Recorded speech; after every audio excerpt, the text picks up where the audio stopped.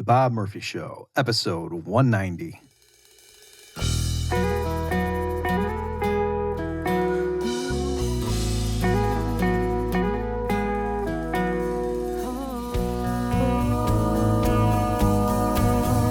There's a tidal wave coming.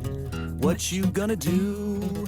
Get ready for another episode of The Bob Murphy Show, the podcast promoting free markets, free minds, and grateful souls. It's your source for commentary and interviews, conducted by a Christian and economist. Now here's your host, Bob Murphy.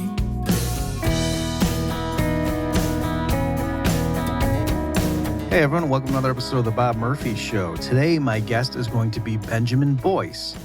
So some of you may be familiar with him. He is a podcaster with a growing popularity, and he was really on top of all of this critical race theory stuff, arguably years before it was on other people's radars. So let me go ahead and just read his official bio here. Benjamin is a writer, interviewer, and filmmaker exploring the tides and riptides of politics and culture. His principal body of work is a deep dive documentary of a brief yet volatile protest at a small liberal arts college, Evergreen State, in 2017. As a student there, he witnessed the escalation of critical theory from a set of virtue signals into a template for the dismantling of critical thought and honest dialogue. He has also built a catalog of in-depth interviews on the subject of gender, showcasing the complexities and nuances of men's and women's experiences as embodied, cultured beings. And you can find his work at his YouTube channel, which I will link to, and also at anchor.fm/Boyce of Reason, and Boyce is Boyce. So again, for all links to all this stuff, just go to bobmurphyshow.com/190. What we do in this interview is mostly I have him tell the story of what he saw at Evergreen and just the lessons that we can draw from that. But we also talk about other things too. So if you've heard him talk about his Evergreen stuff before, this won't be completely redundant, but there is going to be a lot of overlap. But also, I do push him into talking about specific aspects that I haven't heard him mention elsewhere. So I think it's a very fun conversation. I was looking forward to this one because I had been watching him with my wife for a while now, and I was excited to get him on the show. So without further ado, here is my conversation with Benjamin Boyce. Well, Benjamin, welcome to the Bob Murphy Show. Hey, thanks, Bob Murphy, for having me on your show. So I don't know if this is the thing that you're sick of talking about it or you relish it because it's your area of expertise, but I think we do need to start. Please tell people Evergreen, and I may stop you and ask for clarification, but if you don't mind, I think we need to start with that just because a lot of people still, I'm sure they've heard allusions to it, but they don't really know what it is. Okay, yeah. I've been thinking about marketing a lot, and one suggestion that I've heard from, one marketing book that I'm reading is that you have to have an origin story. And I don't want this as my origin story, but you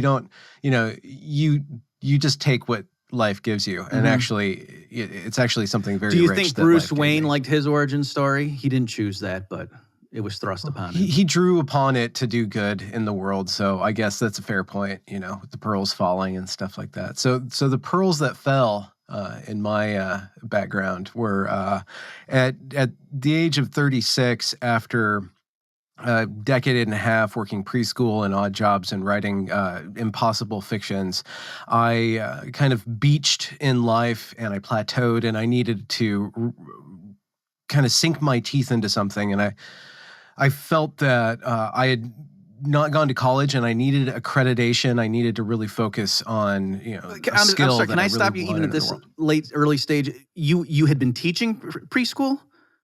Yes. Well, and you didn't need to have as opposed to just being in a daycare. No, I passed it. Yeah, you were like, no, I flew through there. I knew where the colors. I put the blocks in. I was good.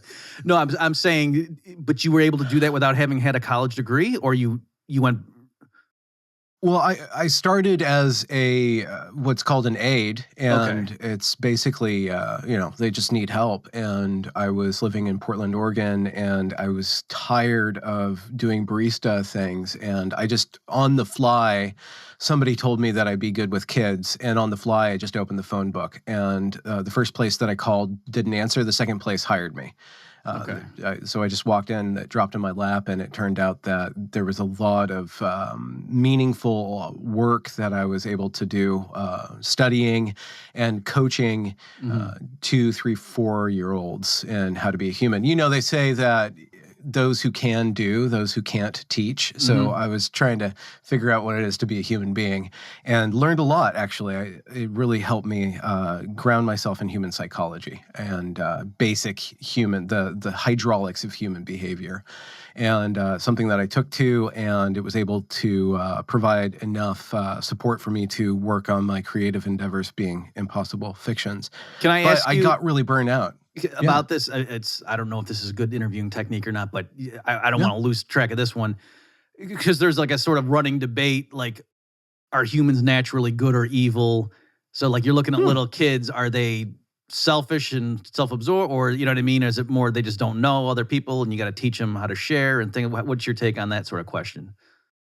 It really depends on the individual. I'm going to give anecdote. It's totally an anecdote, and I have received pushback for saying this on the internet, but it was just something interesting that I saw with one child whose dad was a criminal and whose mom was a really nice woman, very nice woman. His dad was in jail, though, for being a criminal. And this boy, I don't think he had much exposure to his dad, but he was ultra violent. He was like somebody had walked out of Clockwork Orange. And I saw that he wasn't evil per se, but he was like a tiger. And I had to really work on teaching him to watch his behavior so he could control it, because society would not accept him if he allowed himself. So if he saw a rock, he would see it as a weapon. If he saw a stick, he would see it as a tool to inflict pain. And other kids would see the same thing, same tool, and maybe they'd whack somebody with it, but his nature, I just saw his nature was to inflict pain. So he had some sort of sadistic thing, and it was very challenging for me. I had to operate with a lot of patience, because I don't want to instill anger or shame in him. I want to instill a higher consciousness in him so that he can observe his behavior and manage that, so that he can operate functionally in society. But with regards to human beings being selfish, we start as these little lumps that are absolutely need to be tended as though they are the center of the world. I don't know if you have any children, but anybody, you mentioned you had a son. So every human being that undergoes the experience of parenthood, they see that most vulnerable beginning of the self, and then you watch that self gain more and more awareness of the world, and to navigate or to manage a child's to help a child manage themselves is it takes a lot of patience, and it takes a lot of patience in the sense of you become the arena in which reality unfolds, and then they slowly gain more and more volition or intentionality. And, and then intelligence and emotionality are distributed differently across human beings. And some people are more selfish than others, for sure, just naturally in their natural state. So it's really fascinating to watch just a human being start pre-verbally and watch them slowly gain that whole that realm of language, which we dwell in as adults, but they don't quite. So watching people enter into that with consciousness, you see that consciousness precedes thought in a way. So there's something that's deeper or that precedes the realm of reality that we exist in as adults, which is totally built out of thoughts and argumentation and emotions and power and stuff like that. Yeah, that's really interesting. You're right, because so I have two sons. One is older now, but one, he's 10 months or so, and you're right, like they're utterly dependent on you, and when they have a problem, they cry. Like, it doesn't occur to them like, maybe my parents are busy right now, and what they're doing is more important than the fact that I'm hungry. They don't think like that. But you don't attribute malice to that. They just don't know any better. And so, but you're saying with this kid you were talking about, it's not that it didn't occur to him that, it might hurt someone if I hit him. That was the reason why he was hitting them. There was something where he got pleasure out of watching other people be in pain. It was actually kind of terrifying in a way, and not really terrifying. I don't want to overstate the case, but I could see that. And but that's one level. I've worked with several female students who are very good at manipulating on a social level, and you have to teach them to wield their power correctly. Right? They have a power of being able to get what they want out of people by playing with people's language and emotions, and you have to say, well, if you want to be a princess, you have to act like a princess, meaning if you want respect, you need to respect your subjects in a way and establish like kind of a balance. So you teach, everybody's got these, basically these weapons to survive on the human world. And so you have to teach them how to do good with these different aspects so that they don't end up creating a bunch of whatever it is we call evil. Do you know, like your view about human nature, did it significantly change because of your experience with that job? I don't know if it changed. It significantly deepened, and it has informed every bit of my work. So when we get to Evergreen, I spent 15 years teaching children to become adults, and then I go to this college that I watched taught adults to act like children. So if you watch the events of Evergreen 2017, you see these full-grown 2-year-olds operating under the parameters of 2- and 3-year-olds, or I don't want to say this word primitive, but there was a regression from civil culture into a much more primal, completely power-based functionality of how that entire event occurred. And because of the ideas that were installed at the level of the administration and the faculty and just the worldview, it disabled the so-called adults to actually stop the young adults from acting like children. It actually actively encouraged that behavior. So I had interrupted you. So at first you were just, you had plateaued. You said, I got to do something more with my life. And so that's why I'm going to go back to school or go to. Yeah. And did you pick Evergreen because of what it was, or just it was convenient? Both. It was very convenient. It was just down the road. It was very cheap because it was a state school. I was an older person, so there's this Pell Grant thing, and it's very easy to get support to do that, So it was cheap. It was convenient. But Evergreen, when it was pitched to me, and when it began, before it became what it is now or what it was during that month of 2017, it was based on independent learning. There's a high capacity for you to get away with anything, which means that you could totally maximize your experience or completely just coast and do nothing. Right. There were a lot of ways in which it was set up to centralize independent learning, to centralize the independent project, and to craft your own degree, so-called, and whatever you wanted that to be, they would facilitate that. Now, can there's I also ask you, Benjamin, other aspects of it. Do you mean things like there was no to get a major in this, you got to take these prerequisites and then 3 of these elected? You mean it was more like you got to assemble the cafeteria style, like I'm going to take all these classes, and they were fine with that? Is that what you mean? Or you were doing an independent study? You just do a project for the semester and check in with the professor once in a while? You could do that too. Do that too. Both. If you want a BS, a Bachelor's of Science, there's requirements to do hard sciences, and you need a certain amount of credit in that. And if you want a dual degree, then you do so much science and then so much of the humanities. I was pure humanities, which, it's really, really, really subjective. So what I ended up doing was writing a novel, about 5 novels, and then a major project at the end, which is like this 725-page super book, like this impossible fiction. Like that's what I went there for. So because of the freedom, I had the capacity to do that. But I also did participate in classes. Programs at Evergreen are taught by 1 or 3 professors, and it's 1 program for the entire quarter or for the entire year. So the Paragon, I don't know if that's the right word, course that I took at Evergreen was called Dark Romantics. And there was a professor of philosophy, of history, of art, and of photography and of language, and they all taught about the 19th century France.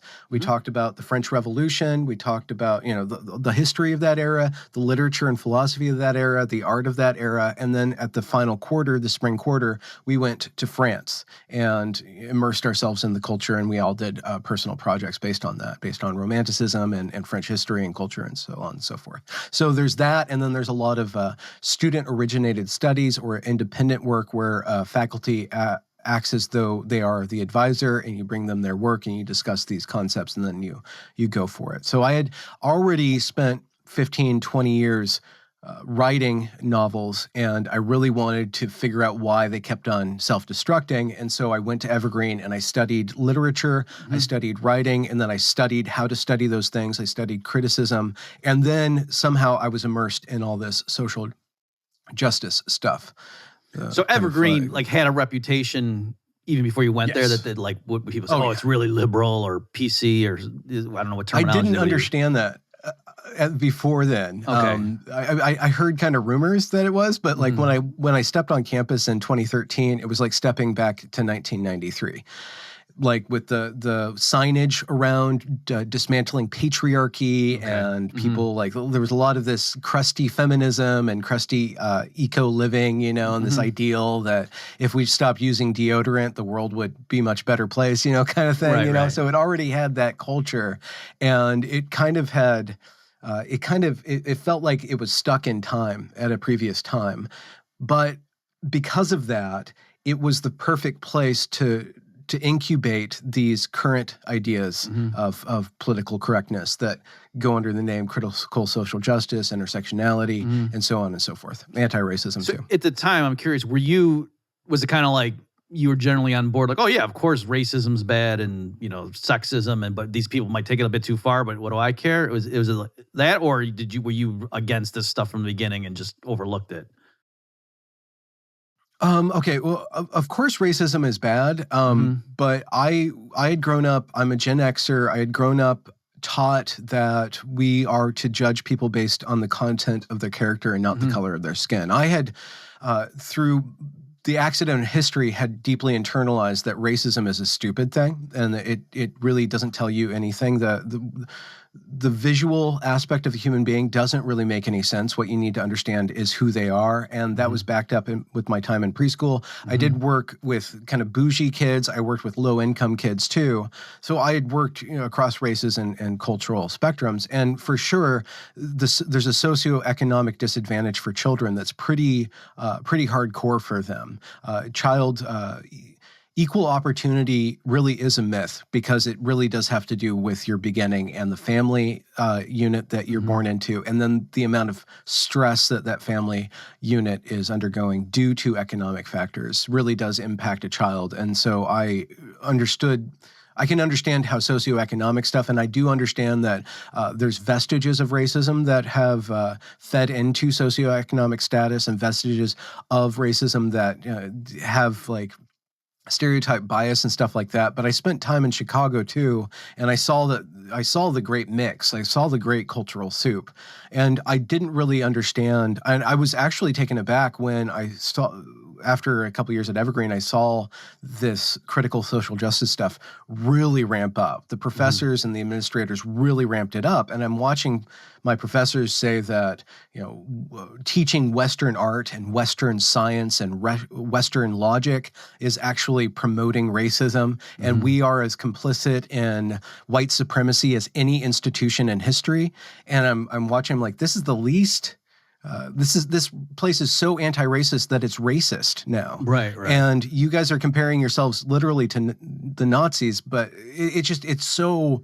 I was just taken aback by the rhetoric going. I'm like, do you really think that we should start judging people based on their color of their skin? Do you really think that sexual identity is like the foundational principle of somebody's individualism? Like, I've worked with kids where you obviously know that they're homosexual, right? But that has nothing to do other than like some, it informs their personality, but that doesn't inform who they actually are, which is a weird statement. I should probably roll that back, but you can tell that is one's sexual orientation, one's expression of the masculine and feminine are a mixture, and there is a spectrum, but it isn't necessary. You can't really judge a person if you base your judgment on that. And so I just kept on coming back to my first principles, which are informed by Christianity pretty heavily due to my, my father being a pastor and growing up in the church. I always understand that there's a divine essence to a human being, and that essence is given to them by their creator.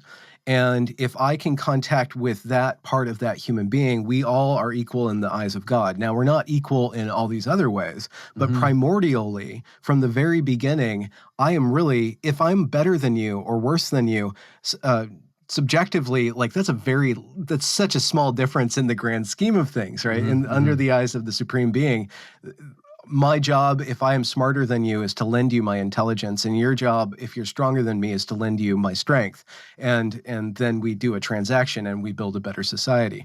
But I saw the racism and the sexism, like constantly, the white male was bashed and mocked constantly. And you were expected to apologize for being cis and being hetero and being this and being that. And it was assumed that you had all this power in the world and that you needed to decenter yourself, which just didn't make any sense to me. Being in the world for 16 years and understanding that actually it's hard work that gets you ahead. It doesn't matter how much you have, it matters what you make of it, which again is, I believe, a Christian parable. Jesus talked about that, like the person with the least talent, even if the person with the least talent ends up burying the talent, which is complete waste. Even if you have barely anything, if you invest that, if you work on it, that's where your quality is what you do with what you have, not what you are. And I saw that worldview be implemented, and then I saw that directly start to influence the mindset and the behavior of the young people who implemented that, who don't have the gloss of being a professor or the gloss of being a professional to keep them so-called in line. The students took those ideas and started to foment revolution and started to bully one another, and then you have the actual Evergreen protest in 2017. So, and before we get into that, I do want to just ask you, so you raised a number of interesting things there. So the one thing I have thought, just knowing your story, is, and I'm wondering if you agree with this, the fact that you went there as an adult, like, I mean, we can call them young adults, but you were much older, and you were grounded in your own identity, so you could more readily just reject plenty of licks everything in life. Yeah, and so I've learned some lessons. Like their indoctrination kind of bounced off of you, whereas somebody who's 18 and going to college for the first time and hearing that might internalize it more. Or do you think that that's not the case? Am I putting too much weight on that? I think that's part of the case, but also there was a lot of older students going there with me who totally bought into it. And even though I had friends where we would make fun of this stuff, and by the end of it, they're like anti-racist. They're just doing that whole anti-racist thing where black people need to be put on a pedestal because they are inherently oppressed, and I'm inherently obligated to basically bow down to them and wash their feet, intellectually. But 2020 made literal 2020 and 2017 at Evergreen. What happened at 2017 at Evergreen made literal. It said the silent part out loud. 2020 said the silent part out loud of what this thing called anti-racism is. Now, my anti-racism is the Martin Luther King Jr. Anti-racism. But that anti-racism is now cast as racist. It's cast, and Washington state government is now implementing this, where you are supposed to see the color of the skin and judge people based on their skin color, first and foremost, so you can help them, right? So ostensibly, so you can lift these people up, you need to put them down first. You need to condescend so that they can transcend. Which just, it's like there's some problems there for me. Just on that point, I don't know if this is something that you thought or that you noticed, or maybe it wasn't true and I just imagined it, but this past Martin Luther King Day, I swear that on Twitter, like lots of accounts, like I saw barely any mention of it. And the only people I did see mentioning, like quoting from him, were people from the right. And I think that is because it's almost awkward at this point. If you've been pushing like what today they mean by anti-racism, the quotes from Martin Luther King are like anathema to their whole worldview. And so I think they kind of just, or if anything, they get mad. I saw people saying stuff like, yeah, those of you quoting Dr. King, you're the same people that shot him. Like that kind of stuff. Like you have no right to quote from him because you're just trying to use him as a cudgel against us. There's one quote that they use a lot from Martin Luther King, and it's from the letter from a Birmingham jail where he calls out white liberals. Like they'll use the quotes where he's bashing white people. They're totally fine using that, and then like forcing people to say, "Oh, you think that you're liberal? Well, you're not progressive, and you get the bullet first." Which is actually Evergreen shows you that the liberals get the bullet first. So can you just go ahead and again, for those who didn't know, is when you keep mentioning the protest. So what's the big thing? And I know Brett Weinstein talks about this. So where did this all? You're in class, you see this stuff building, but then what actually happened when it blew up? Okay. So this guy named Donald J. Trump gets elected to high office in the United States, and from the point of view of Evergreen, he's probably literally worse than Hitler. That's their attitude towards him. And the day after that election, I go on campus and everybody's morbidly just depressed, and people are crying, walking around, and classes are canceled, and everybody goes out onto the quad, which is called the Red Square, and they have this kind of get together. And I finally found footage. It's in episode 10 of my Complete Evergreen Story, which is the documentary where I take all of the video footage before the protest, from the actual administration and the teachers and all those programs, and of the protest and post-protest. I'm working on the post-protest stuff, but I'm kind of stalled right there. But you can see the whole thing in the Complete Evergreen Story if you guys really want to understand what happened. So when Trump gets elected, the students freak out and the faculty freak out. And then a week later, they have this... they introduced their equity plan that they've been working on for 8 months.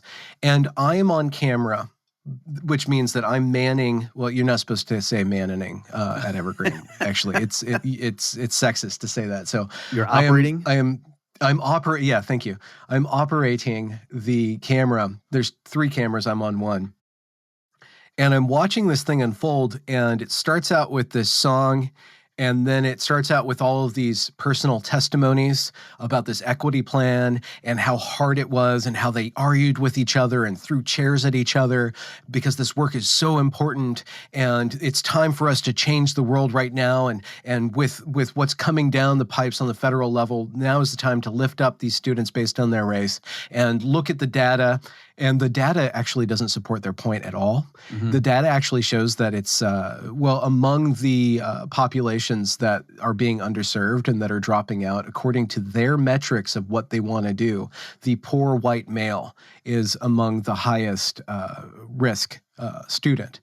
But that, no, it's all about a very certain race. And I have an extended leaked phone call where the head of statistics it says explicitly that they took the data and they massaged it to get what they wanted out of it. But during the ceremony, which is called the canoe meeting for a good reason, they don't bring up the data at all. They say, we're going to play the believing game.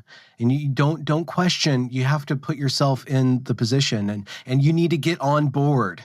And if you start rocking the boat, we're going to push you out of the way.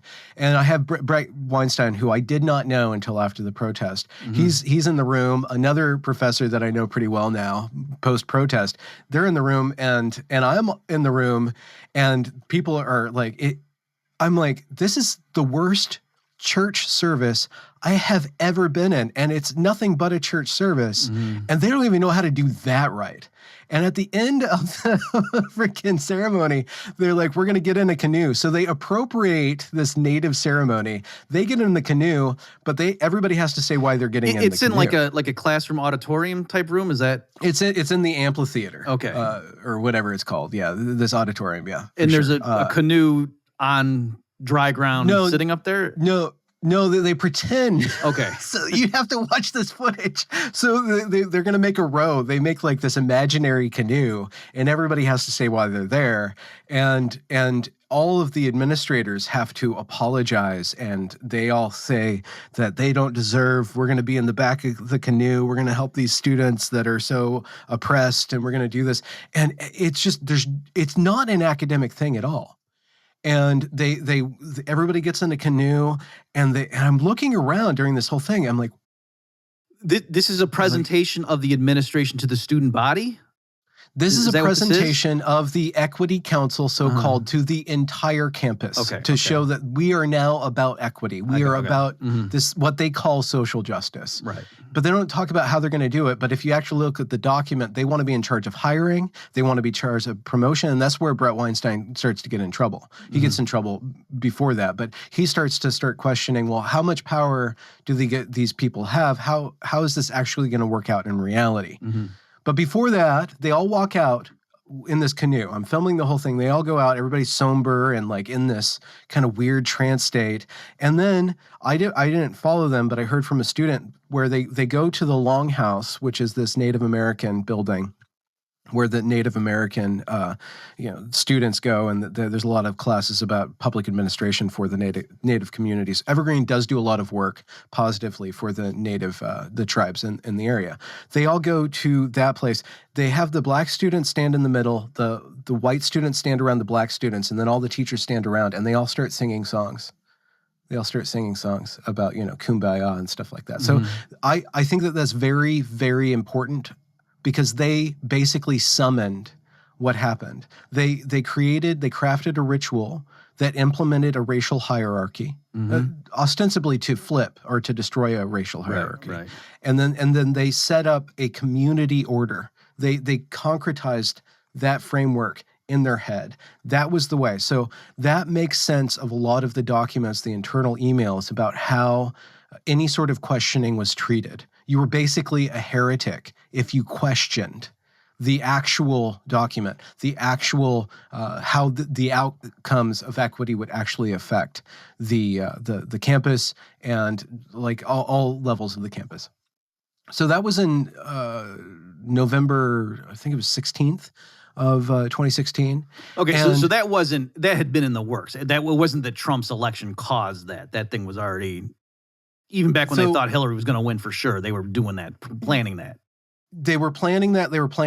When George Bridges in 2015 comes on, he says that the civil rights era has done a lot of work to forward racial equity, but now is the time for us to do the real work, and we have we're nowhere close to the finish line. And he implements. So they've been implementing this anti-racist education. They have Robin DiAngelo show up, author of White Fragility, and she is a complete cult leader. She never debates anybody. She stands at the podium and she has the divine knowledge, and she gives that to everybody else, right? So they have one orientation, one seminar, one lecture after the other without debate. So one misstep that they did was that they lost their heterodox principles. They lost critical thinking. They lost good faith debate way before that. Trump's election hits and mobilizes an emotional level on the students, and the students start to protest over and over and over again, interrupting all these different activities, calling the institution that's teaching them that all institutions racist. So they think that Evergreen's the most racist thing because Evergreen thinks it's the most racist thing because of this thing called whiteness. And so they start eating themselves and chopping off it. So on an administrative level, they've empowered this equity mindset.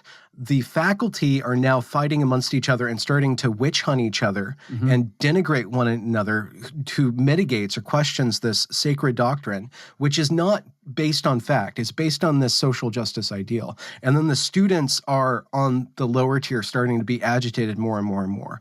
And because they think that Trump is literally Hitler, they think that now concentration camps are going to be set up. They literally think concentration camps are going to be set up, that people are going to go be torn from their families.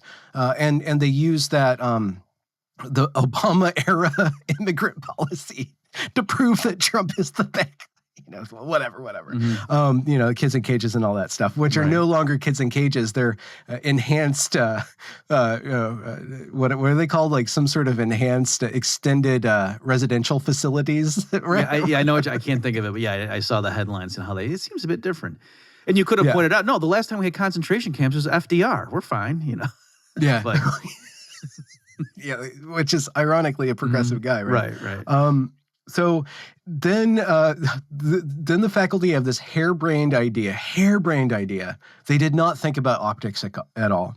Every year, up until this happens, every year this college has a day of absence, day of presence, which is based on this Douglas Turner Ward play called Day of Absence, where in this southern town, so a lot of the racial rhetoric that's going on in this tiny college in Pacific Northwest is drawing heavily on racial relations in the South that they don't actually have any direct experience of. Right. They have this image, this cartoon image from the 50s of how racial race works out, and they're importing that. I have videos of them importing and instilling into the students. They'll show pictures of 1958, 1957 of black students being yelled at, of black people being chased by dogs, and they literally say, administrators say, this is still happening. It's just passive aggressive. Right. This system is still doing the same thing to you. It's just hidden within all of this white liberal language, but it's the same thing. They're importing the urgency of the civil rights into this modern day period, and then they're decoupling that sense of urgency and that sense of justice from actuality by saying that it's all implicit and systemic now. You can't see it, but it's still there. Right, and the students are internalizing that all these systems are inherently oppressive, and then all people are inherently biased, especially white people. All white people, by default, hate everybody else. By default, you're racist. You can't get away from your privilege. You're anchored in that. So what they want to do in this Douglas Turner War, so every year they have this day of absence where the students of color, so-called, they go off campus for a day to show to the rest of the campus how integral they are, how diversity is so integral to the white normal people. Okay. And then after they voluntarily absent themselves from the campus, they come back, and then there's this day of presence, and there's this celebration of diversity. Now, that's been happening since 1970s. Over the course of the 70s, the 80s, the 90s, the aughts, and the 10s, this progressive rhetoric starts to creep in that it's no longer about celebration of difference. It's all about oppression and oppressed dynamics. And the tonality of the day of presence and the day of absence is that white people are villainized and people of color are the victims. And even within those so-called people of color, there are gradations of oppressors, right? So Jewish people are complicit in white supremacy. Asian people are complicit in white supremacy. Basically, everybody that's high functioning on a statistical level is high functioning because they bought into this oppressive system. Right. So merit is not, there's no such thing as merit. There's only some sort of divine, you're just bequeathed this history. And in the footage, you can see that they call themselves bodies, black bodies, white bodies, because they no longer have agency. Everybody's reduced into basically a chess piece in this cosmic game of pool. They're no longer acting according to their own volition. They have no self-respect, no self-reflection. They are on the side of justice, and they are part of this force that's going to change the world. And that's why they act with such abandon on film. They think that they're correct. They don't think that they're individuals anymore. They're a part of just this social phenomenon. I'm glad you mentioned that, because I have noticed just that talking about, and look at, the police last year killed this many black bodies. Like it's saying black people. They say black, and it's like trying to put my finger on what are they doing with that? And that, okay. So one thing is it takes away agency. Yeah. Okay. Yeah. Okay. So you're no longer responsible, and you're completely culpable though, but you're no longer responsible in a way. So for some reason, the faculty decided to have white people leave.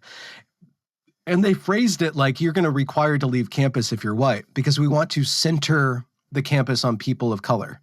There's this really short video where they do this advertisement of the day of absence, and they're trying to explain why they do it, and you see them like trying to justify themselves and then snapping back into, because we want to center black people on the campus and stuff like that. So where they're coming from is, wait a minute, for decades we've been having the people of color, students leaving But why would we do that? It's the white people that are the problem, so they should be the ones leaving. Is that kind of... It's kind of what happens. Yeah, okay. They don't think it through. They don't think how people will see this. Okay. And in fact, they say that the argument is that nobody was required to leave. Mm-hmm. I have documents saying that teachers were requiring students to participate. Mm-hmm. It was basically in certain classes, credit depended on you segregating yourself according to race. Mm-hmm. One class, the white people were led off campus to the forest and had to take a class under a tarp in the rain, learning about their white supremacy. Right. So the weasels try to apologize. It wasn't nobody, blah, blah, blah, blah, blah. But and then well, you also were a white student there at the time. I mean, you certainly felt like, if I know what's good for me, I'm going to go ahead and go along with this. I had, because the stuff was so ridiculous, I couldn't really participate. So I just did my own thing. By that point, that was my final year. I was completely doing independent work at that point. I had one really crazy class that was just a part-time class, but I was, spending 6 hours a day writing and then working on the campus and stuff like that. Yeah, I'm not asking if you actually did it, but I'm just saying you got the vibe, like you knew you were expected to do that, and you just said, I'm not. At the same time, there was an ideology that you would have to deal with a bunch of stress if you questioned. Mm-hmm. You would have to put up with a whole bunch of ridicule or argumentation if you didn't declare your pronouns, if you didn't declare your privilege. And there were certain ways in which I resisted, but there's only so much energy that I was willing to put into that when I was there not to play that game. I was there to do some work. But it was very, very thick. Mm-hmm. Brett Weinstein, he writes this letter that says that it's one thing for a group to absent themselves. It's another for the institution. It's another thing entirely for the institution to segregate people and say that you need to leave based on your race. And he said that I'm going to protest that. Mm-hmm. Now, his emails about that canoe meeting had been published in the Cooper Point Journal, which is the student newspaper. His emails about protesting, were published in the Cooper Point Journal. The day of absence comes and goes, and nothing really happens, right? Mm-hmm. I mean, it was never that big of a deal, but like it just kind of implemented, it was just another implementation of this coercive ideology. It wasn't totally coercive. Then in May, things get weird. So these people are young, right? I don't know if you remember being young. And it's rainy time. I'm sorry, we're probably the same age, and I'm not being ageist here. I'm just saying that like they're hopped up on energy. Mm-hmm. They've been under lock and key, like under this northwest rain for months and months and months. Right. The spring comes, there's a lot of that youthful energy ready to break out. Mm-hmm. Exactly like 2020. Everybody goes into lockdown, that energy just starts cooking and cooking and cooking, and then there's that little valve, and it explodes. Mm-hmm. And the little valve at Evergreen, and in every single instance of this wild protests that go too far, break out, there's always this one incident that's not accurately represented, but it has the correct qualities to draw upon this movement of justice, mm-hmm. or of this. It unlocks everybody into, okay, now it's time to protest.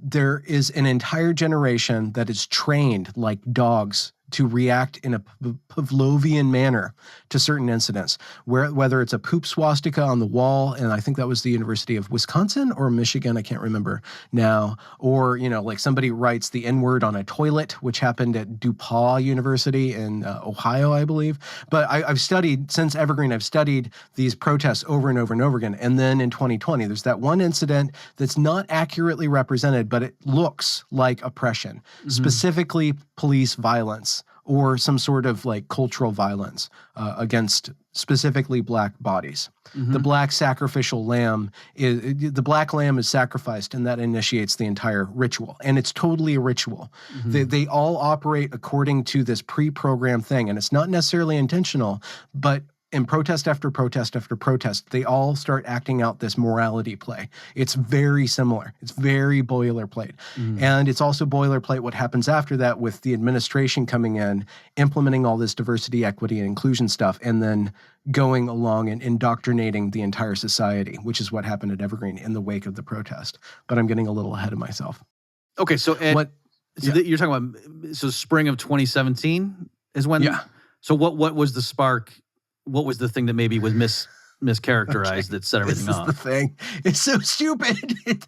Okay, so from the outside view, people think that it's all about Brett Weinstein and this day of absence. It had nothing to do with that. And even the students who protested Brett Weinstein were like, he was just the first step. We were just going to go after him and then go after everybody. Like he was just, but he had the temerity just getting warmed up to stand up for himself, right? Yeah. To say, wait, no, I'm not racist. How dare he? Not go along with it. So he was the fly in the ointment. But what happened was that one student who's a key character in the actual protests and a student of a key professor called Naima Lowe. Naima Lowe is like if you really boil this down into a cartoon, Brett Weinstein's standing for liberal ideals, and then Naima Lowe's standing for this intersectional social justice, critical social justice ideals. And they're very, very, very iconic figures. And I don't want to get too into that. You have to watch the footage because it will sound like I'm being pretty rude if I just accurately describe Naima Lowe. But Naima Lowe is pretty intense. She's a media professor, and she... Oh, so she's a professor. I thought she was a student. She's a professor too. Okay, so Naima Lowe is a professor of media, and there's footage of her. She teaches this thing about white people being bad and black people being affected by black stuff. And that's just in her lectures. It's just right there over and over and over again. You're not putting words in her mouth. No, I'm not. And actually, if you look at episode 15, I do a parody of the... in the episode 15 of the Complete Evergreen Story, I do a version of the documentary as though I was a student of Naima Lowe. So it's all experimental footage and found footage. It's the college experimental film about an experimental college professor of media. And it shows both the style and the content of her belief system. And I try to really capture the entire aesthetic of what she's going for. But she's teaching these classes where I have heard from other professors of Evergreen that she's teaching 16 credits of hate. She's indoctrinating students into this oppressor-oppressed ideology and this overthrowing of this system. One of her students wants to have an all people of color class. So he puts out on the Facebook 2020, ironic, right? The Facebook, the Facebook class of 2020 Evergreen page. We want to have all these, people of color show up so we can, in this media course, so we can show how people of color are misrepresented in films and have solidarity. Another student who's actually Native American and Puerto Rican and white, so a student of color, he does a parody of that. And he says, hey, white students, we need to have an all-white class to show how white people are not being represented correctly in this thing.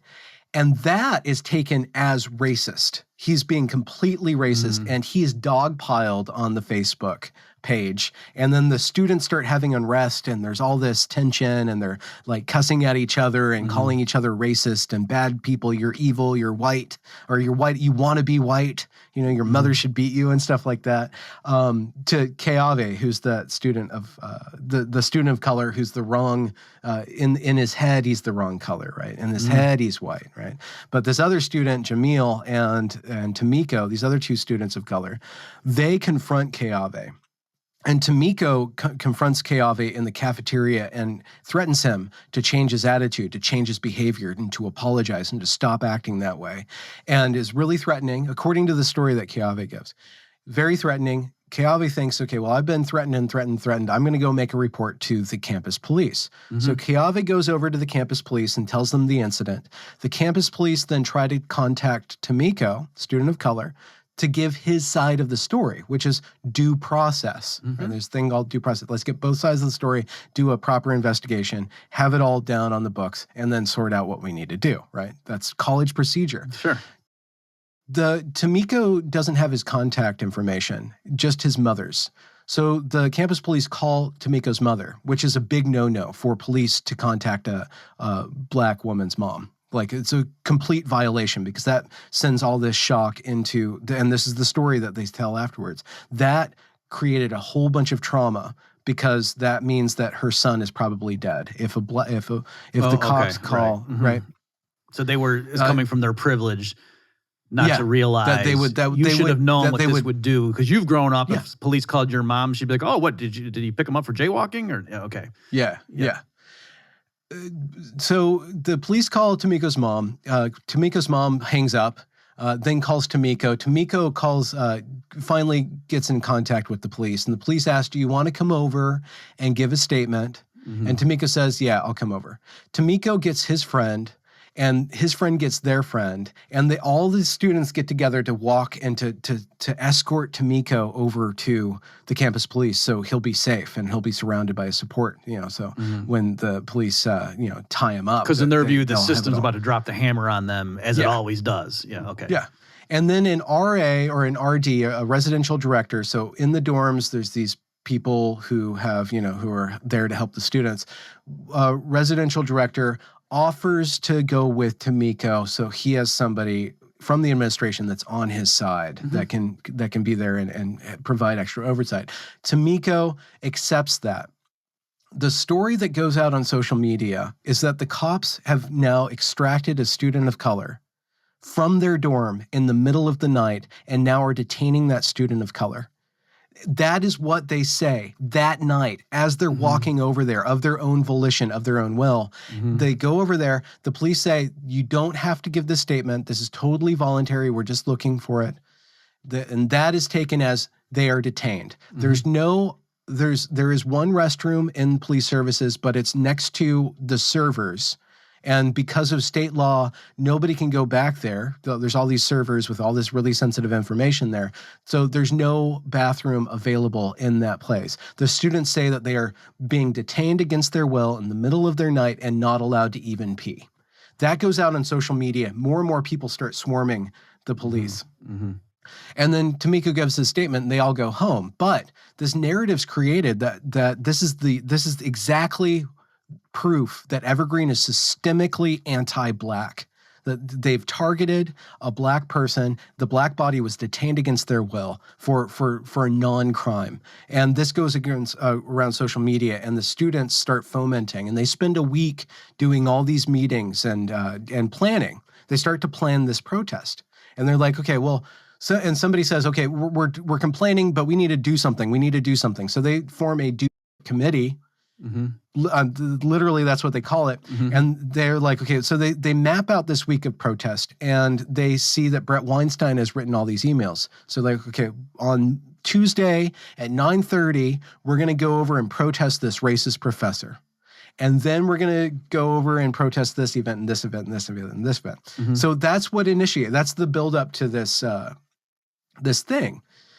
And I don't know to what extent you want me to tell the entire story, but that's kind of like, that's the background. They show up at Brett's, they're streaming this live on Facebook with all these cameras, and Brett's saying, "I'm not racist, let's have a dialogue, let's have a dialogue." And they shut him down, and it's just, it's fascinating footage. Somebody thinks that Brett's being detained, so they call the campus police. The campus police, doing their job, come over to investigate what's going on.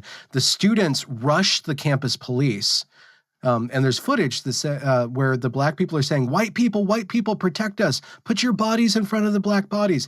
And the white people go to wrestle the police. You're not supposed to do that. And they have like this kind of this standoff.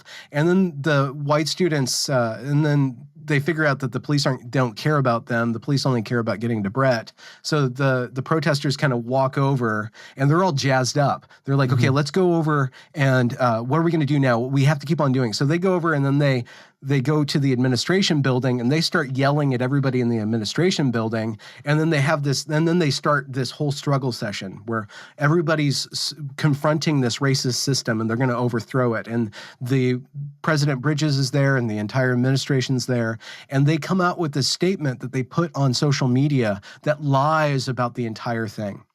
that Brett Weinstein was assaulting them and degrading their experience. If you look at the footage, it's the exact opposite. That the police showed up with mace. They say that the police were macing us. They yell during this session with the administration, and George Bridges, the president, says, "Wait, they maced you?"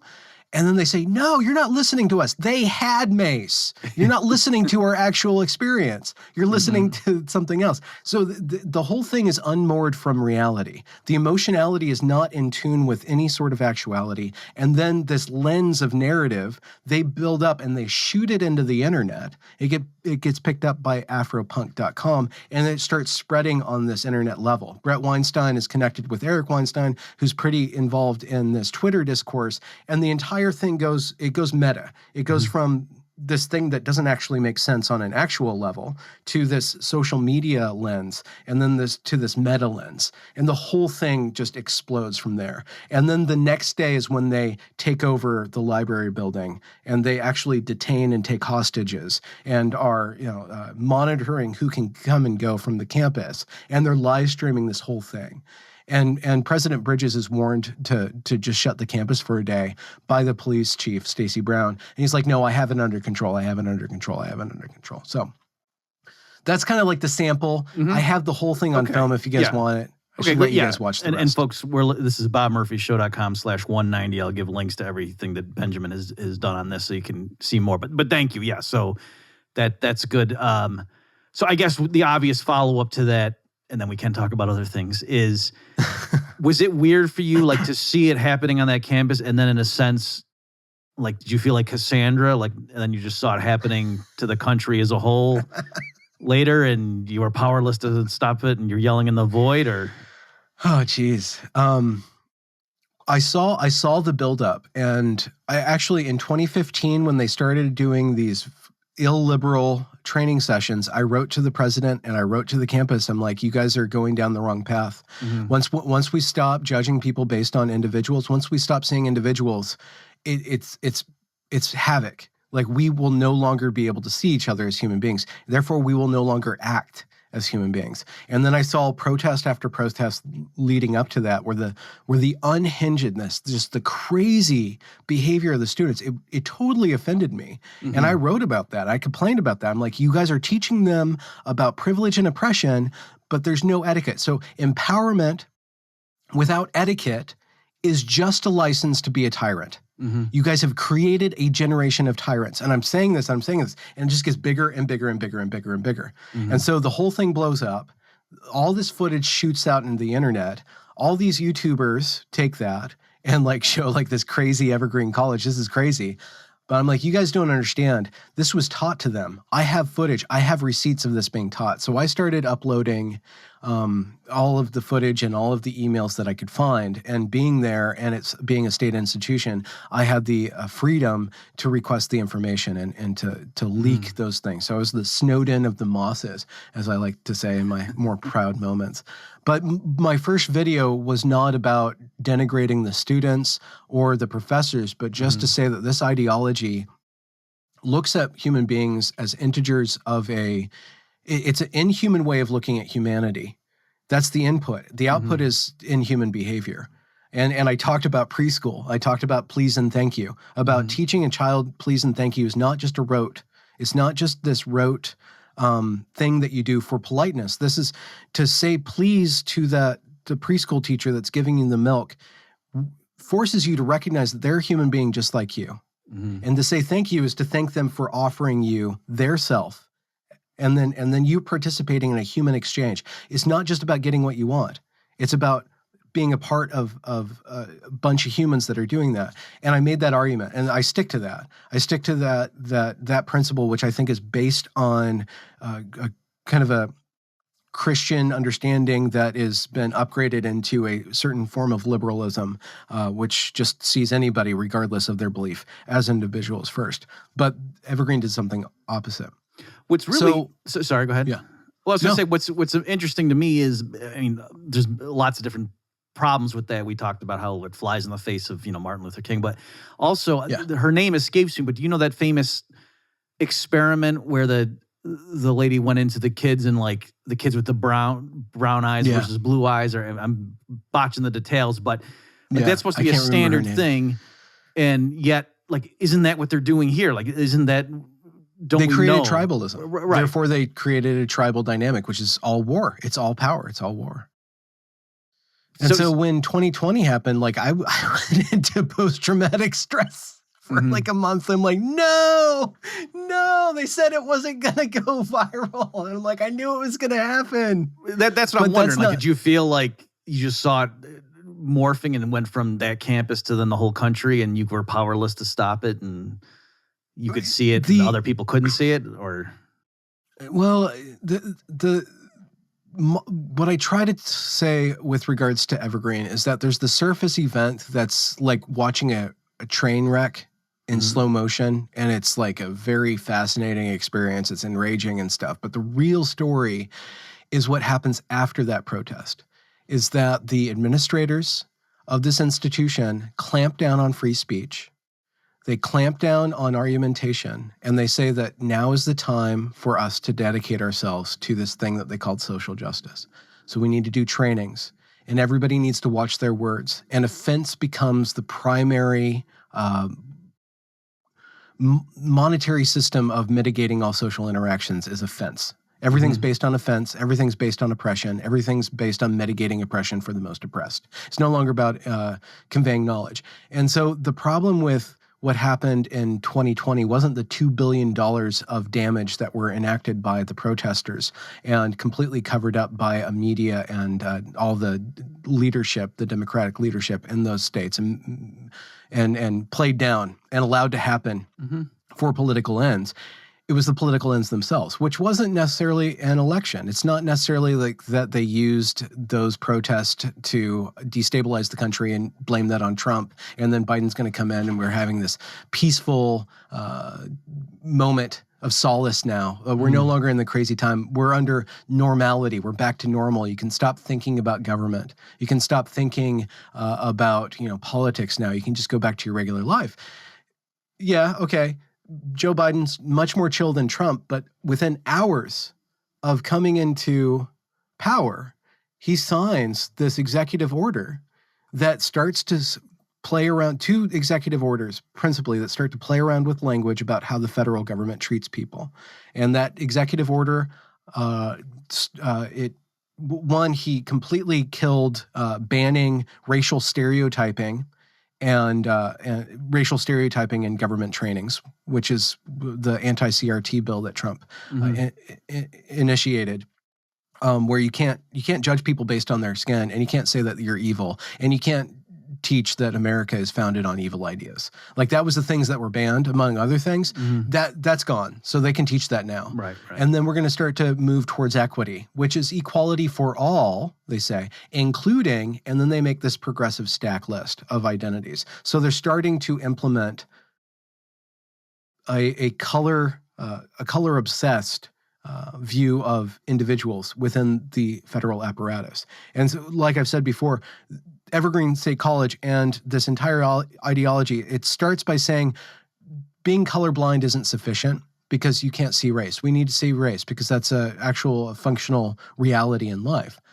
So they start seeing race, and then they become unable to see anything but race. They go from colorblind to color obsessed. That's the trajectory of this. So Biden's EO is pretty passé, but it's going to initiate within the federal government, and then corporations will follow suit, this entire ream of indoctrination, this complete code of behavior that on the surface, on the very first surface, it says it's for inclusion, diversity, etc., all these glorious ideals. On the second level, it's that we will see if you can get along with this stuff. And then on the third level, it's like we will weed out people who aren't able to think according to what we want to think. It's a great tool to strain out independent thinkers. Ultimately, aside from how racist and sexist it is, it's perfectly attuned to completely quash dissent and then marginalize the most individual of all, or the most oppressed of all groups, which is the individual thinker. Let me, if you don't mind, Benjamin, let me throw a devil's advocate question. Yeah, Suppose please. somebody listen to this and says, Okay, yeah, sure. You guys are right. Murphy and Boyce, the stuff you're talking about. Yeah, they shouldn't have done it. That was wrong. Whatever. But in the grand scheme, George W. Bush invaded a country on the basis of falsehoods. Yeah. They had a global network of secret torture prisons and stuff where they were black bagging people and taking them. Yeah. Millions of black fathers are locked up for nonviolent offenses. Da, da, da, da. And you guys are focused on because the language they use and somebody at Coke has to go get training that might make them feel bad about their. You give me a break. How would you respond to something like that?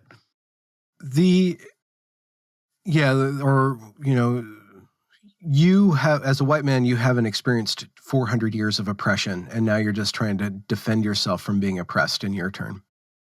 Anything like that. What essentially will happen when we divide each other based on our race and start to obsess about, let's say a form of reparations, not monetary, it's a moral reparation, right? It's like, we're going to get back to you. You're going to pay us back in moral obsequiousness and behavior and bowing down to these ideals. Will fracture us as a whole, as a community. I don't think we can stand. It will create a hierarchy that's unstable because it's not based on anything that's meritocratic, right? So the people that actually take advantage of this are people who don't care if they're cheating, it's cheating to get ahead by just denigrating people and not basing your things on work. So the people that rise to the top are basically grifters, are very mediocre people on one level, and sociopathic narcissists. It incentivizes sociopathic narcissism, where people are very, very obsessed about the surface of everything and are writing. So ultimately, it starts to rift our ability to work together and to see each other. And it, in the name of love, or these weird academic versions of love and charity, it completely stops our ability to actually love people. Instead of us looking at the poor and looking at the downtrodden and having a sense of charity that arises from within to go and help them, there's this entire government apparatus that does it for us, that sucks out my resources and gives it to somebody else mechanically. And it masks these institutions that are not human with these human sounding ideals of like this is an inclusive corporation, this is a diverse corporation. And on the level of individuals, equity works. On the level of one-to-one person going and looking for diverse voices or trying to be more inclusive and pushing your boundaries. And like, for me, like, okay, I'm going to go and start to actually listen to feminists, even though I've spent years like disagreeing with them. I'm going to try to do the good thing and expand my repertoire. Instead of me doing that on a basis of personal prompt, it's enforced upon me. So it's not really genuine diversity. It's not really genuine restitution. And so it's going to cause a lot of resentment. It's based on resentment. And there's a number of different psychological properties that doesn't work out once you start to implement this stuff. It sounds really good on the surface, but in effect, in action, it splits us apart, and it causes us as a United States to lose our origin story, to lose our ability to say that we're looking for a more perfect union by focusing on all the imperfections of our history, and then those imperfections are used to further divide us and to stop us from course correcting. Okay, just because I know we have finite time here, let me ask you about some other things. We could keep talking about this, but I do want to circle back. Yeah. You mentioned you had written 5 novels that, did you say self-destruct, I think was the term you used? Yeah, they break apart. Do you mean like you were done and you weren't happy with it, or literally you painted yourself into a corner and didn't put it aside unfinished? I painted myself into a fractal. where the story doesn't end. It gets to this place where it just infinitely spirals out into multiplicity of stories. So I had to write this thing over and over again. And that would be a whole conversation about metamodernism and postmodernism and what I'm trying to get, which actually does map onto intellectual currents that do manifest in societal currents, though it's kind of working on a level of abstraction, basically about how do different worldviews come together Mhm. and work together? How do you harmonize different worldviews? How do you make a union or a symphony out of completely different things? So it does work with political, and it totally works with what Evergreen handed me as a story. How do I take all these different viewpoints and make a cohesive whole? Basically, I offload that creation of the story to the other person. I do as little narrating as possible. I organize and I disorganize the information in such a way that the audience has to participate in organizing the data themselves, and they become a part of the story. It's basically tricking the reader into becoming the writer in a way. And that's what the fiction, it took a long time for me to figure out how to hold that space and figure out what I was doing in the way that I was writing things. Are you saying something different from, because I wrote a novel in grad school, and I didn't know what I was doing. I knew the plot. Like, I could see it as a movie, but I didn't know how to, and I don't know if you've read, Stephen King has a book called On Writing. It's very good. Like whether you like his, horror or not, like it's a very good book. I would highly recommend. And he has a line in there, this won't be an exact quote, but something like, remember that every character is the protagonist in his or her mind. Yeah. Like, no one thinks they're a bit character in somebody else's story. And is that what you mean, or you mean something that's different from that?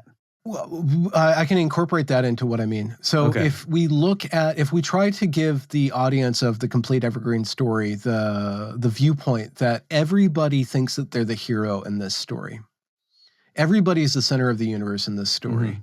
And if you can suspend the judgment of how they're acting and suspend your casting them as the villain or the hero, you can see them as basically operating out or acting out a certain code, basically. They have these certain principles that they are taking to the extreme.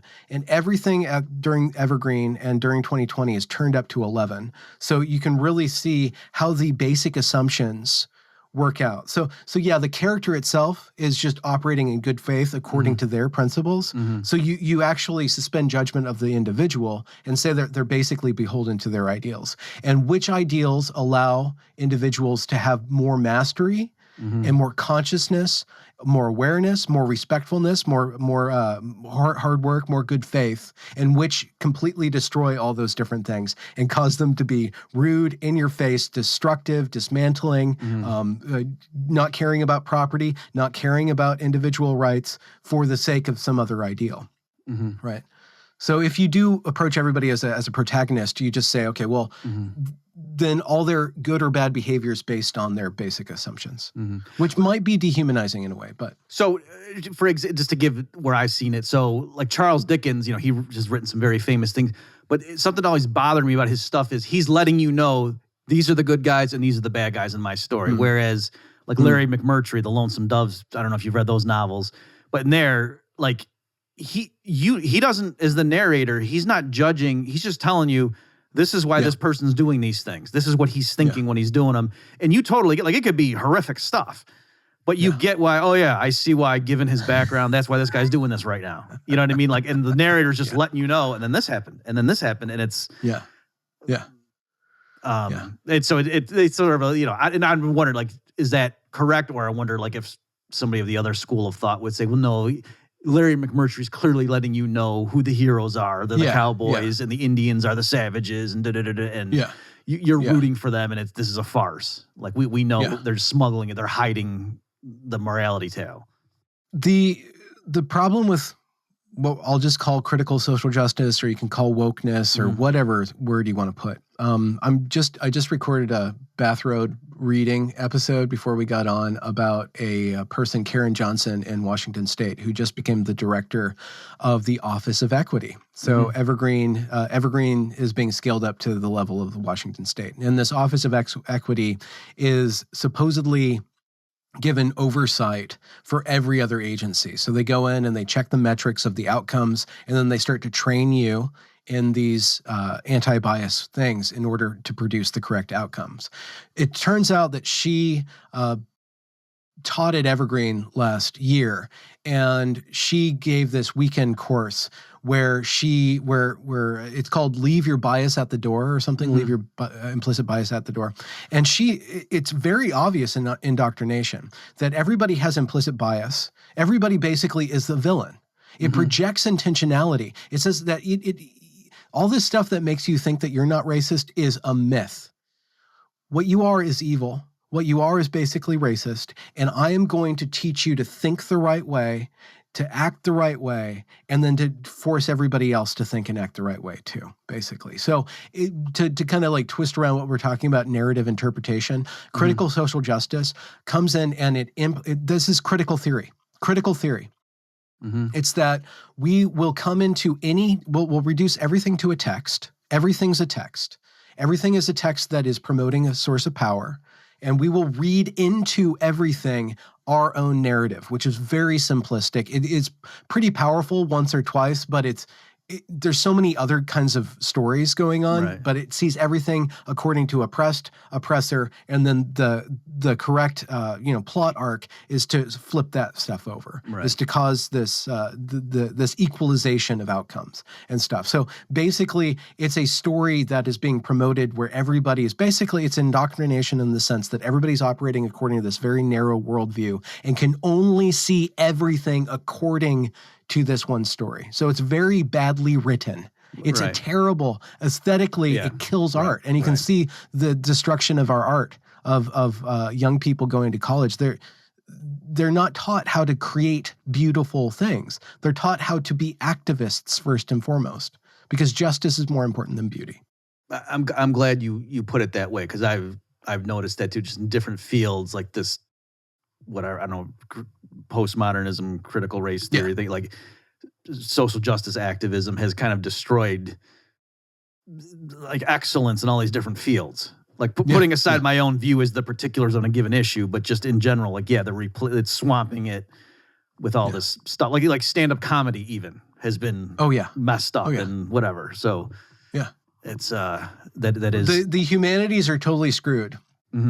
Which is a boon and a bane. In the short term, our official or knowledge-creating institutions, let's just say mainstream media, is all completely beholden to this. It's completely captured. And they are over and over and over again. Every week, a new voice is killed or is silenced or is shot out because they cannot stomach anybody who questions them inside. So they're going, and with them are going all the good minds, all those great minds, all those brilliant minds, those flexible minds, those people who are actually funny, who are actually smart, who can think in more than just one story, who can interpret things according to a variety of supposed, inputs and outputs. They're not going to be silenced for long. Now, maybe if they capture everything, they can completely silence us and censor us completely, but we're going to go somewhere.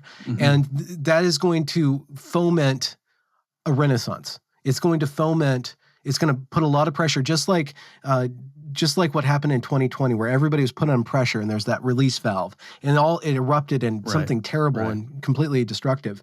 Over a longer period of time, all that repression is going to lead to a bunch of people meeting and being under pressure to create something really, really good that will be based on mastery, and then that's going to eventually erupt. So that's my hopeful message. Yeah, and what I think going along with what you just said is that all the lockdown and stuff, there's lots of people that were just sitting there looking at YouTube videos and just delving into stuff that, it's, in a perfect world, I would go research, these topics or whatever.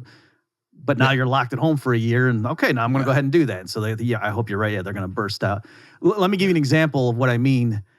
I don't know if you caught this, but about a half an hour ago, you were, telling me stuff and you said they were like trained dogs in Pavlovian. And I actually thought, oh my gosh, if someone wanted to grab this clip from him, he just called all these students dogs. That doesn't look very good. And, and I'm going to have to, and I was actually wondering, should I say something to help you clarify so you don't get canceled? That's the way now, I can't help but think like that. You know what I mean? And it's... you know what? At this point, if they canceled me, it would backfire. Unfortunately, I'm connected with all the outsiders. Right. And we all like march around when somebody gets canceled. We do like this cancellation dance and start shouting, "Look at this guy, he's getting canceled." So they don't want to cancel me because that would backfire. That's what they're want. smart enough not to do that. Well, yeah. But I mean, I'm being tongue in cheek because obviously I knew what you were saying and everything, but I'm just saying like that's how now I go to type out some tweets and I was like, that's not funny enough. Like that could be misinterpreted. I'm not willing to die on that hill. Yeah. Like certain things is like, no, if they go after me for that, that's just so stupid. But let me ask you, I know you got to go pretty soon, right? You got another, okay. About 10 minutes. Okay. So. Yeah. So I did want to ask you, you alluded to your bathroom robe reading. Can you explain like your approach to podcasting and stuff and, how do you get a name for yourself and whatever? Like, is that something, did you officially say that could be a gimmick I'll do? Or were you just in a bathrobe one day and did it and then it worked? Okay. Actually, can you explain what we're talking about for those who aren't regular viewers of you, just to know what you mean? Yeah. Okay. So I run a YouTube channel, and YouTube is just a guy with a webcam and a camera. Mm-hmm. Well, I'm sorry, a guy with a camera and a microphone. A good microphone, and you can to really distinguish yourself. Well, yeah, you can upgrade this stuff, to be better. Don't use your inbuilt computer one, then you just sound like a chump. But this is exactly what I'm talking about. With YouTube, the quality really varies. Mm-hmm. There's the quality of the content, and then there's the quality of the presentation, basically the production values. Mm-hmm. And I could totally sculpt this you have a lot of very independent creators who are just sculpting these incredibly professional looking videos. Mm-hmm. And then talking about putting whatever ideas they are into this great form. Is that your kid or your kid's kid? Oh, you can hear him? Yeah. It's the 10-month-old. Oh, wow. Yes. 10 months. Yes. He's just ambling about? Well, he's in his rocket ship roller thing. Yeah, he's an early walker, Yeah. So I am a postmodernist in the sense that I include commentary on my commentary. I give the audience, again, the power to interpret and to misinterpret me, and to show that I'm playing around, that you are watching somebody producing this stuff. So there's this thing called dankness, like a dank meme. Mm-hmm. That's a very low quality thing that actually is using very low quality very intentionally. So I don't use my best webcam. I do use my best microphone, and I'm I centralize audio because that's the most important thing is to get, and I really critique when I misread, and I edit everything to get all my stutters out, and to work on my smacks. That's really important. But that's kind of invisible. The visible stuff I could do a lot better, but like I have a green screen that's never quite there, or a black screen that's kind of going in and out, and like my exposure. So the bathrobe, I used to do funny hats. I would read these really boring inner office memos, like showing the advancement of social justice throughout an institution. And I dress up like an army guy or like Napoleon Bonaparte or something like that, and be totally serious, but like visually it's completely off-putting. I kind of but then there's a tension. Well, you have to take yourself seriously if you want to be taken seriously. So there's this give and take. There's this way that I want to be able to approach topics of kind of importance with levity and to make it human, make all these really high abstract ideals or these really crazy, like the end of civilization, kind of bring it down a few notches into more relatable terms. And I don't know one day I just showed up in my bathrobe and I read something. And the bathrobe put me in a certain frame of mind where I was just really relaxed. And then it just like, this kind of works. Like there's something aesthetically where my hair's not done. I don't do my hair, but it's not combed. It's everywhere. And I'm kind of groggy and I'm walking through this stuff. My performance is better. It's more relaxed. And it's hilarious. I think it's hilarious. Right. But of course, it's not serious, and it actually, in a postmodern sense, it collapses or it implodes the category of seriousness, which makes people not take me seriously. but at the same time, I'm teasing them on judging me. Mm-hmm. I'm teasing these people who think that they're going to recreate the better world by actually kind of subtly mocking them, saying, like, listen, I'm going to get up first thing in the morning and completely wreck your argument. Like as an afterthought, right? Like struggling to plug myself into the world, I'm still capable of completely laying out how ridiculous your belief system is. You're kind of like when Neo realizes who he is and he's fighting the agent with one hand when he's kind of bored and just, I don't know if you remember that scene. You know what I mean? Like he's fighting him first and then he just kind of turns sideways with one arm. Is just so. Yeah. So it's just an aesthetic thing. The last thing I did want to add, like just as a follow up on this, is because I noticed you had James Lindsay on at one point. Yeah. And you were politely sort of questioning like the mom jokes on Twitter. Like, so for those who don't know, James Lindsay, math PhD, very sharp guy, did a bunch of research, was part of the grievance studies hoax. So he literally had stuff published in peer-reviewed journal articles to show, look, I know who these people are. I can publish in their top journal. And yet on Twitter, I think he did it in response to a hit piece that said his persona on Twitter is of the variety of your mom. And then he just ran with that. And so now he keeps he just ran with it. Yeah. And so like, I think he shouldn't do that. Not that he asked my opinion and that it matters what I think of him. Because I think there's lots of people who don't know who he is. They hear something negative and then he confirms it and they don't give him a second chance. Yes. Whereas I think your bathroom, I could see someone saying to you, Benjamin, you got so much to say. What are you doing with these little gimmicks with the bathroom? And I do think it works in your case, that it helps on net. And so I don't know, do you have anything about the theory of gimmickry? It's what James is doing is deconstructing the public intellectual. It's a postmodern thing. Right. We're actually using postmodern against people who are trying to take it seriously and use it to actually destabilize our entire society. Right. But it's really interesting. Lindsay goes to places where I don't go because I'm always respectful, because I don't have the stomach for combativeness. I don't have that. And he doesn't care. So he gets away with that. And he does get criticism, justified in people's minds, that he's actually doing the cause more harm than good by not adhering to a certain polite frame of reference that I try to maintain, even though you're seeing my chest hair and like I'm sipping coffee and being groggy on the internet. Okay, so what you're saying is, you're saying that the difference in your mind is what you're doing is not insulting, it's a bit irreverent and silly, whereas what he's doing is silly, but it also might I think be rude or something, and that's maybe Lindsay's a regular contributor on my channel. We kind of do semi-regular things. Right, I know. So I'm not asking you to throw him under the bus. I'm saying that's one issue of a slight disagreement in tactics. Well, I think that we have to ask, well, what is he doing that is upsetting people? He's being rude to individuals. He has, 150,000 followers, and he'll retweet some idiot woke person with 5 followers and completely demolish them, right? And then all of his cronies come on and descend. So there's this power differential. Like, he's not punching up, which is what you're supposed to do. He's betraying all of these gentlemanly rules and standards. So is he betraying these other standards that are deeper about honesty, about truth, about reality by being impolite? Well, he's playing with our queasiness, but he's still sticking to a deeper value. So that's it's an interesting question to see who's put off for him and say, like, don't do that. Sometimes I cringe at some of the things. I'm like, oh no, you totally destroyed this poor person. You didn't have to do that, But I understand his motives, and I don't play that game because I don't have the stomach, and I do. I'm a preschool teacher. I'm very empathetic. I care a lot.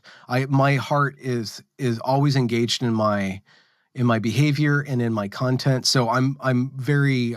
It's very easy for me to get very anxious and very take personally if the mob comes my way. He doesn't have that. He's got like this weird trick. So I adhere to politeness because of my own standards of being, right? So, okay, well, we could talk, I'm sure, for a lot longer on these various topics, but I know you got to go, and so I appreciate your time. Folks, well, thank you. My guest has been Benjamin Boyce, and just really a fan of your channel, and I hope you get some more regular listeners because of this, and just keep doing what you're Absolutely. doing. It's great stuff. Are people going to see me, or are they just going to hear me? Do you do a video I do version? both, yeah. Yeah. Oh, cool. I'll do the Okay. audio and Good, then 'cause also... I didn't show up in a bathrobe, but I guess I should have, huh?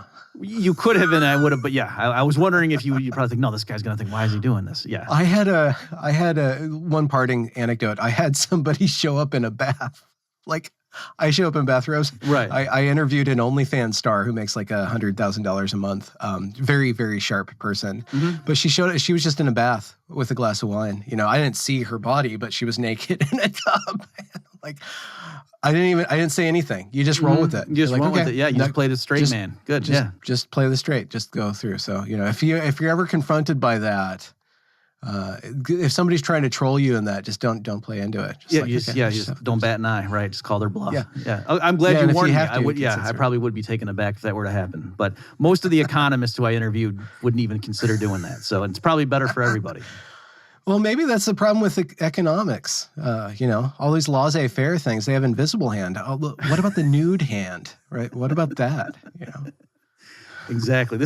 I'll have to submit an article on this stuff.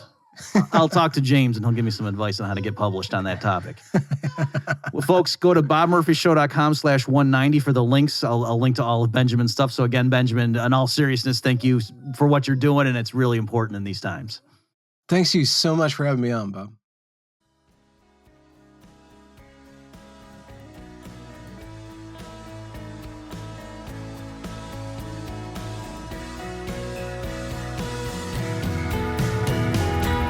You've just experienced another episode of The Bob Murphy Show, the podcast promoting free markets, free minds, and grateful souls. For more information and to subscribe to this podcast, visit bobmurphyshow.com.